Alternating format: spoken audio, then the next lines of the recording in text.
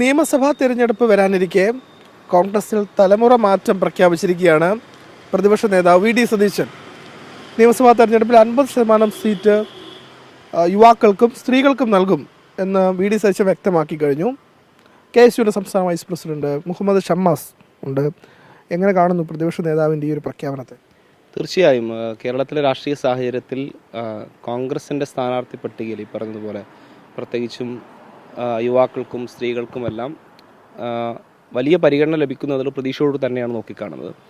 പ്രത്യേകിച്ച് കഴിഞ്ഞ 9.5 വർഷക്കാലത്തിനിടയിൽ കേരളത്തിലെ സമര പോരാട്ടങ്ങൾക്ക് വിവിധങ്ങളായ സർക്കാരിൻ്റെ ജനവിരുദ്ധ നയങ്ങളിലൊക്കെ പ്രതിഷേധങ്ങളുടെ എല്ലാം മുൻനിര പോരാളികളായിരുന്ന യുവാക്കൾക്ക് കൂടുതൽ പരിഗണന ലഭിക്കുന്നു എന്നുള്ളത് ഒരു പ്രത്യാശയോടുകൂടി തന്നെയാണ് നോക്കിക്കാണുന്നത്. പ്രതിപക്ഷ നേതാവ് വളരെ ആധികാരികമായി തന്നെ അദ്ദേഹം വളരെ കൃത്യമായി കാര്യങ്ങൾ വിശകലനം ചെയ്യുകയും അതനുസരിച്ച് പ്രവർത്തിക്കുകയും ചെയ്യുന്ന ഒരാളാണ്.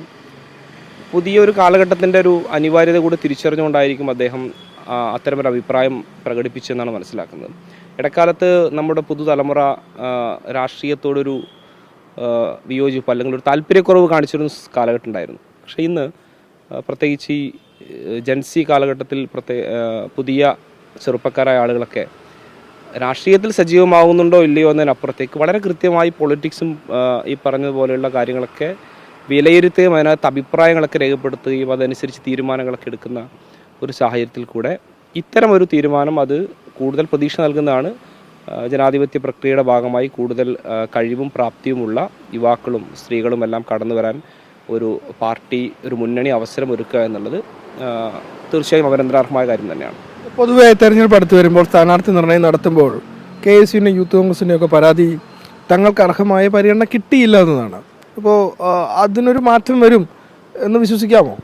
അല്ല, അങ്ങനെ ഒരു പരാതി യൂത്ത് കോൺഗ്രസിനെ സംബന്ധിച്ചോ KSUവിനെ സംബന്ധിച്ചോ ഉണ്ട് എന്ന് ഇപ്പോൾ പറയാൻ കഴിയില്ല. കാരണം മുൻകാലങ്ങളിൽ അങ്ങനൊരു രീതി ഒരു മുതിർന്ന നേതാക്കളൊക്കെ തന്നെ കാലാകാലങ്ങളായി വർഷങ്ങളോളം തോറ്റാലും വീണ്ടും അതേ സീറ്റിൽ മത്സരിക്കുക, ആ രീതിയിൽ ഈവൻ പഞ്ചായത്ത് തെരഞ്ഞെടുപ്പുകളിൽ പോലും ചെറുപ്പക്കാരെയോ മറ്റ് പുതുതലമുറയെ പരീക്ഷിക്കാനോ അല്ലെങ്കിൽ പരിഗണിക്കാനോ ഒന്നും തയ്യാറാകാത്ത സാഹചര്യമൊക്കെ ഉണ്ടായിരുന്നു. പക്ഷേ ഏറ്റവും ഒടുവിൽ ഈ കഴിഞ്ഞ കേരളത്തിൽ UDF ഏറ്റവും മികച്ച മുന്നേറ്റവും ചരിത്ര വിജയവും നേടിയ പഞ്ചായത്ത് തെരഞ്ഞെടുപ്പിൽ തന്നെ വലിയ പരിഗണന യുവാക്കളെ സംബന്ധിച്ചും പ്രത്യേകിച്ച് KSU യൂത്ത് കോൺഗ്രസ് നേതാക്കൾക്കെല്ലാം ലഭിച്ചിട്ടുണ്ട്. അവരൊക്കെ വലിയ ഭൂരിപക്ഷത്തിൽ ഈ പറഞ്ഞ ഇടത് കോട്ടകളിൽ നിന്നെല്ലാം വിജയിച്ചു വരുന്ന സാഹചര്യവും ഉണ്ടായിട്ടുണ്ട്.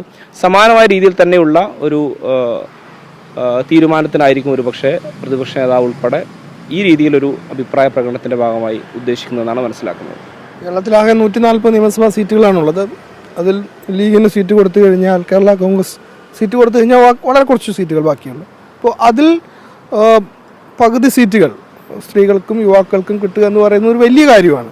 അപ്പോൾ അത് KSUവിനെ സംബന്ധിച്ചിടത്തോളം KSU പ്രവർത്തകരെ നേതാക്കളെ സംബന്ധിച്ചിടത്തോളം എത്രമാത്രം ഒരു പ്രതീക്ഷ നൽകുന്നതാണ്?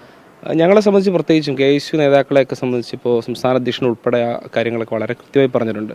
വളരെ കൃത്യമായൊരു പരിഗണനയും ഈ പറഞ്ഞതുപോലെ ഏതൊക്കെ ഘട്ടത്തിൽ ഞങ്ങളെയൊക്കെ എന്തൊക്കെ ഉത്തരവാദിത്തങ്ങൾ ഏൽപ്പിക്കണം എന്നതിനെ സംബന്ധിച്ച് ഞങ്ങളുടെ ലീഡർഷിപ്പിനും പ്രതിപക്ഷ നേതാവാണെങ്കിലും KPC അധ്യക്ഷനാണെങ്കിലും സംസ്ഥാനത്ത് മറ്റ് മുതിർന്ന കോൺഗ്രസ് നേതാക്കളാണെങ്കിലും അവർക്കെല്ലാം കൃത്യമായി ഞങ്ങളുടെയൊക്കെ പൊട്ടൻഷ്യൽ ഓരോരുത്തരുടെയും അത് വ്യത്യസ്ത ചുമതലകൾ വഹിക്കുന്ന ഓരോ ആളുകളുടെ കൃത്യമായ കഴിവും അവരുടെ പ്രാപ്തിയും എന്താണെന്ന് മനസ്സിലാക്കി അതനുസരിച്ചുള്ള ഉത്തരവാദിത്തങ്ങൾ ഏൽപ്പിക്കപ്പെട്ട ആളുകളാണ്.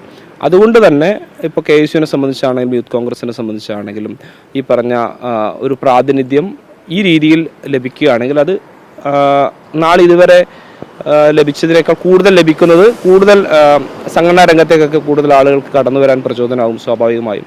കഴിഞ്ഞ കാലങ്ങളിലൊക്കെ KSU നേതാക്കൾക്കായാലും യൂത്ത് കോൺഗ്രസ് നേതാക്കൾക്കൊക്കെ സമാനമായ രീതിയിൽ തന്നെ അവസരങ്ങൾ ലഭിച്ചിട്ടുണ്ട്. രാഷ്ട്രീയ സാഹചര്യങ്ങൾ പലപ്പോഴും എതിരാകുമ്പോൾ അവർ തെരഞ്ഞെടുപ്പിൽ പരാജയപ്പെടുകയോ മറ്റൊക്കെ ചെയ്യുന്നുള്ളത് വേറൊരു വസ്തുതയെ നിലനിൽക്കെ തന്നെ ഇപ്പോഴത്തെ ഒരു സാഹചര്യത്തിൽ പ്രത്യേകിച്ചും അനുകൂലമായ ഒരു രാഷ്ട്രീയ സാഹചര്യം സംസ്ഥാനത്ത് നിലനിൽക്കുന്നു. കഴിവും പ്രാപ്തിയുമുള്ള നിരവധിയായ ചെറുപ്പക്കാരും വനിതകളും എല്ലാം ഈ സംഘടനയുടെ ഒക്കെ ഭാഗമായി വിവിധ ഉത്തരവാദിത്തങ്ങൾ നിർവഹിച്ച് മുന്നോട്ട് പോകുന്നുണ്ട്. അവർക്കെല്ലാം ഒരു അംഗീകാരം കൂടെ നൽകാൻ ഉതകുന്ന രീതിയിലേക്കുള്ള തീരുമാനമാണ് പാർട്ടിയും മുന്നണിയും ഒക്കെ എടുക്കാൻ പോകുന്നത്. വളരെയധികം സ്വാഗതാർഹമായതും അഭിനന്ദനാർഹവുമായ ഒരു കാര്യം തന്നെയാണ്. ഏതായാലും തലമുറ മാറ്റം എന്ന പ്രതിപക്ഷ നേതാവിൻ്റെ പ്രഖ്യാപനത്തെ സ്വാഗതം ചെയ്യുകയാണ്.